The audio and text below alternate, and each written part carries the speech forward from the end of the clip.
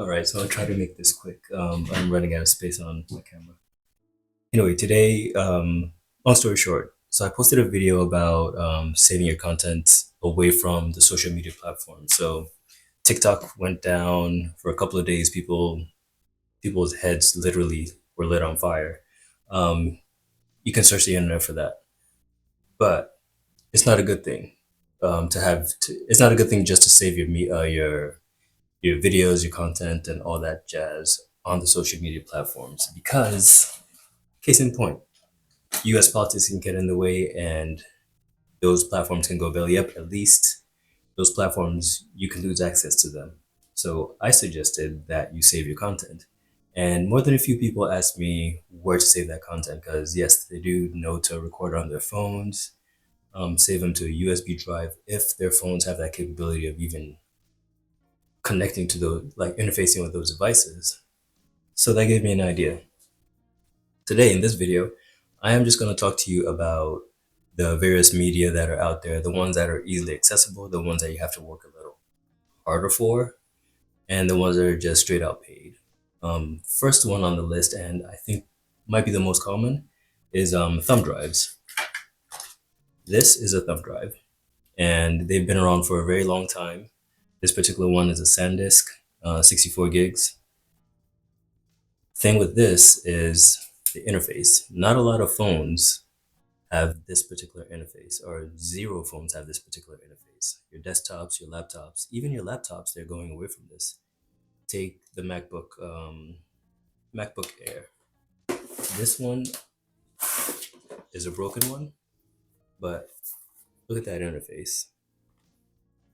That is a USB Type C versus a USB Type A. This one is a more traditional one.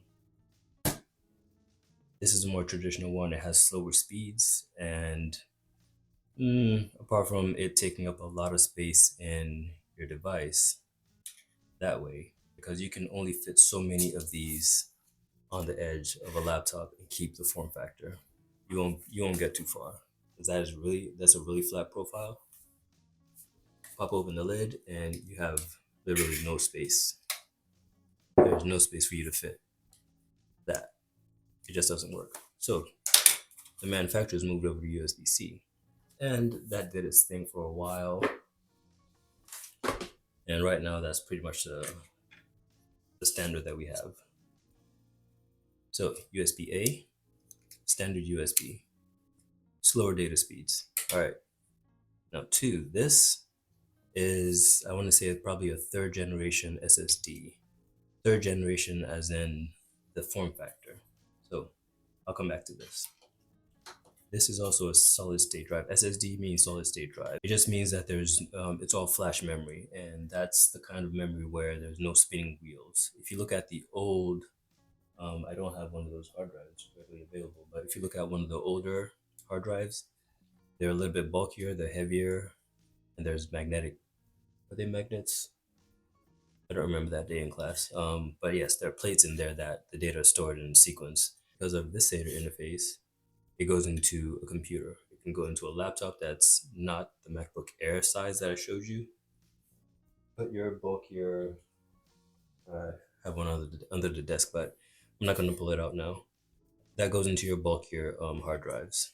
So USB-A, solid state drive, which is an offshoot, or yeah, it's an improvement upon what goes into a desktop.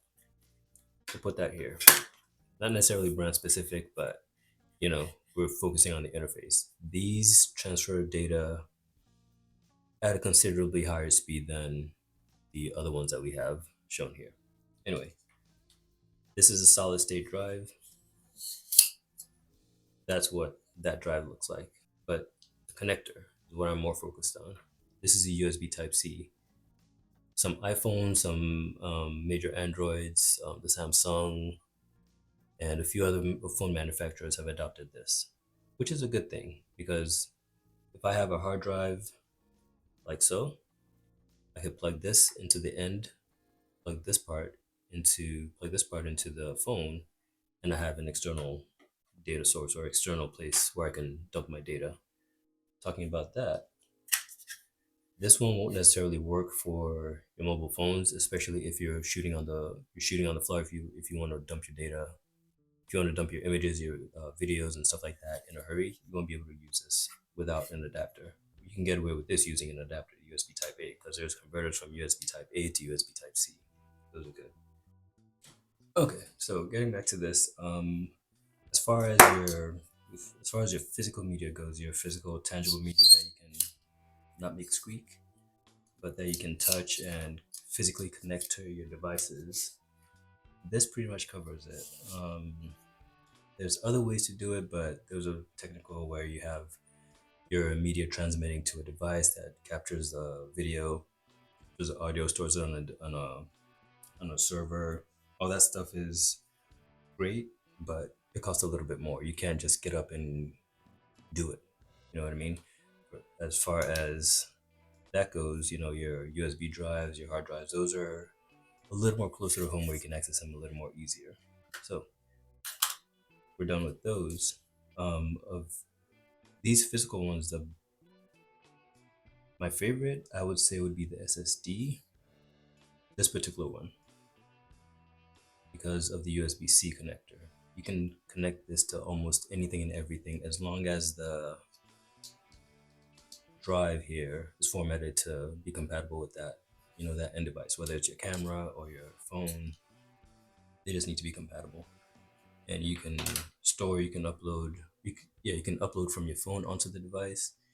You can download from the device. You can upload connected to your phone or the device connected to the cloud and store your information there. Talking about cloud, which is storage that's offsite.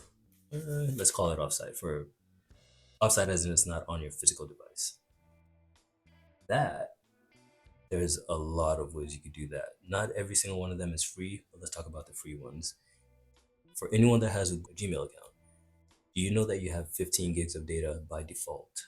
You have 15 gigs of storage, rather. You have 15 gigs of storage that you can use to store your pictures, to store your videos, and junk like that. So, check this out. Go to drive.google.com. Over there, you're going to see anything and everything that you've uploaded knowingly or unknowingly there. You're going to be able to see a meter that shows exactly how much storage you've used and how much space you have left. Apart from Gmail, Yahoo, I think they also have 15 gigs, but for that, you have to be a Yahoo Plus subscriber. That'll cost you, I don't know, $10 a month. I'm not sure. On the other hand, if you have an iPhone, by default, I think you have 5 gigs or 2 gigs on iCloud. You can easily bump that up to 200 gigs by paying, I think it's $2.99, $2.99 a month. It's 99 cents a month, and that'll give you, I think, 50 gigs. Same thing with Google. You can upgrade your storage to, I believe it's 2 terabytes if you pay I think it's $99 a month. I'll get some B-roll of all of this, so don't quote me on the figures yet. But if you have a phone, you have a Gmail account, automatically you have 15 gigs. Utilize that. Don't do not rely on YouTube to save your videos. Do not rely on TikTok. Don't rely on Instagram and all those guys to save your information, to save your videos, to save the content that you've worked so hard on. Use these guys, the storage capabilities that they afford you, that they give you. If you want to go extra, you can pay for it. If you want to be extra vigilant, don't use USB drives. Get something that's a little more beefier. This one is 1 terabyte. This holds a terabyte. The drives inside, you can swap them out. You can swap them out anytime you want. Get something that's beefier, and you can use that as redundant storage. And I know I'm throwing a lot of jargon at you. Um, my background's in IT. I love doing home renovations just as a stress reliever, just to get my hands dirty, just to keep me out of the gym. So anyone that hates going to the gym, maybe lift a log or two, get a couple of beams, build a deck. That'll keep you physically fit while you exercise your brain as well while when you're in front of a computer. So, IT background, and part of it had to do with data storage and data manipulation and all that jazz. That's a different part of a story that I can tell you guys later. But right now, as far as storing the content that I've created, the content that I've recorded as I build things for clients and do things in my home, half the time I leave them on the phone, and then I quickly realize, hey, this phone's really getting full. I need to dump it somewhere. Either I dump it on the computer, I dump it on one of these drives, or I upload it to the various storages that I have. So Google, Yahoo, Box.com is one. Even OneDrive from Microsoft is another place. So Box.com, OneDrive from Microsoft, um, Google Drive, Yahoo, even Amazon. Amazon. Amazon. Not going along their AWS route. On Amazon, if you have an Amazon Prime account, you have, I believe it's probably 5 gigs of space to push stuff into. So each and every one of these guys have their own silos, and you can use them at will. One place that I've noticed that things stay perpetually is YouTube. In the YouTube studio, it just you can push as much data up there as you want, but that's if you have your videos, you can push it up there, but just be careful. If there's music on it, you can get demonetized if you are monetized. If it's music that you don't have the rights to use, you can get demonetized. You can get struck with the copyrights, all that stuff. So it's a lot of things that you need to be aware of in this, not necessarily in this game, but there's a lot of things that you need to be aware of. But I digress. Right now, the main focus of this video was to show you the various storage types that you have. I only have a few physical forms over here, and only a handful of them can readily connect to your devices. There is a USB drive that connects to the old Thunderbolts on the iPhones, but in my experience, you need another party's software or another party's app to even make it compatible, which is a headache to me. So I don't use those. But if you have a newer, I believe iPhone 16, maybe iPhone 15, you have a USB-C connection. You can ride all day with these guys. At the very least, if you have a USB drive that has a USB-C connection, that's even better. I do know there's a few of them out there.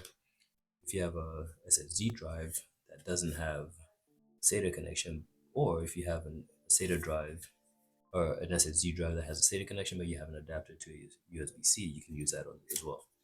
I know some of the cameras have rigs and adapters that you can use to convert hard drives like this into storage on the fly while you're on the roll.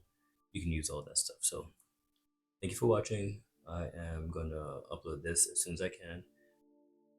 No. So thank you for watching. I will come back again. If you have questions, let me know, and I'll do my best to get an answer to you as soon as possible. So for all your storage needs, definitely look to these guys, and you should be good. At the very least, push your content into your Google Drive, push your content into a storage area that you have ready access to online. So if something dire happens and you even lose your devices, you have your data stored somewhere that you can access with a different device. All right, guys, Ovation Home Renovation. I'm Cliff. Pleasure to serve you, and I will see you soon. All right, see you in the next one.